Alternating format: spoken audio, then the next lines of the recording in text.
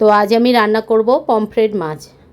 তো এই মাছটা আমি দীঘার মোহনা থেকে কিনে এনেছি, তোমাদেরকে তো দেখিয়েইছিলাম মাছটা আমি যখন কিনছিলাম। এই মাছের সাইজটা অনেকটাই বড় বড় রয়েছে, সেই জন্য মাছটাকে আমি প্রথমে দু টুকরো করে কেটে নিয়েছি, তারপরে ধুয়ে পরিষ্কার করে নিয়ে এর মধ্যে নুন আর হলুদ মাখিয়ে 15 মিনিটের মতো রেখে দেবো। তারপরে কড়াইয়ের মধ্যে তেল দিয়ে দিয়েছি, তেলটা যখন গরম হয়ে যাবে তখন মাছটা আমি ভেজে নেব। এবার মাছগুলো দিয়েই সঙ্গে সঙ্গেই উল্টে দেবো, বেশিক্ষণ ভাজবো না, একদম হালকাভাবে ভাজতে হবে। এই মাছ হচ্ছে বেশি ভাজা হয় না, হালকা ভেজেই এপিট ওপিট করে ভেজে দেখো হালকা ভেজে আমি তুলে রেখে দিয়েছি। এরপরে একটা মশলা তৈরি করছি, এখানে হচ্ছে সাদা সর্ষে আর 4 মগজ দিয়েছি, তারপরে একটা টমেটো আর কিছুটা কাঁচা লঙ্কা দিয়েছি, দিয়ে এটা আমি পেস্ট করে নিচ্ছি।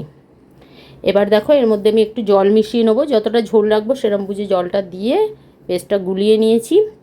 তারপরে তেলের মধ্যে কালো জিরে দিয়ে দেবো, দিয়ে এবার এটা এই সর্ষে আর 4 মগজ বাটাটা দিয়ে দেবো, দিয়ে এটা একটু ফুটতে দিতে হবে। এর মধ্যে আমি হলুদ গুঁড়ো, স্বাদ মতো লবণ, তারপরে স্বাদ মতো একটু গুঁড়ো লঙ্কাও দিয়ে দিলাম। প্রথমে আমি কাঁচা লঙ্কাটা দিয়েছি, আর ঝালটা যে যার মতো বুঝে দেবে। তারপরে ঝোলটা যখন ফুটে উঠবে তখন ভাজা মাছগুলো দিয়ে দেবো, দিয়ে আরও কিছুক্ষণ ফুটিয়ে নেবো। ঢাকা দিতে হবে না, এরমভাবেই ঢাকা খোলা অবস্থায় ফুটিয়ে নিলে তারপরে রেডি হয়ে যাবে পমফ্রেট মাছ কারি, সর্ষে দিয়ে পমফ্রেট মাছের কারি। তো তোমরা একবার এইভাবে বানিয়ে দেখো, আর ভিডিওটা ভালো লাগলে অবশ্যই লাইক শেয়ার করে দিও।